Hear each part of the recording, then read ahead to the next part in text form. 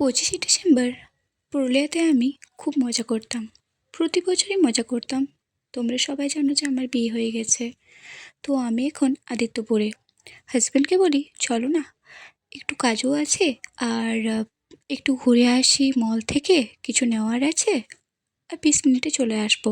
যাবো দৌড়ে দৌড়ে, আসবো দৌড়ে দৌড়ে। তো ও রাজি হয়ে যায়। তো দেখো, প্রথমে হচ্ছে কাল কেমন কাটবে বা কাল কী হবে সেটা না ভেবে আজকেটাকে বাঁচতে শেখো।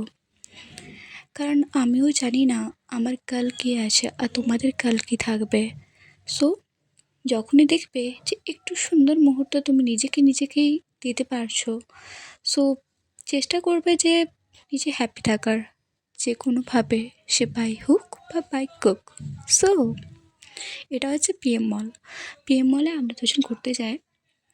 ঘোরা নয়, স্পেশালি জাস্ট দেখতে গিয়েছিলাম আর একটু কাজের জন্য গিয়েছিলাম। সো বাইরেটা দেখলাম, ভিড় খুব সুন্দর হয়, কিন্তু সেই ভাইবসটা যেটা পুরুলিয়ার মধ্যে পেতাম বা যেটা আনন্দটা পুরুলিয়াতে উপভোগ করতাম, বিগ বাজারের ডান্স, চার্চে ঘোরা, এত ভিড়, এত বনফায়ারের সেই আগুনের তাপ, একটা আলাদাই ব্যাপার ছিল।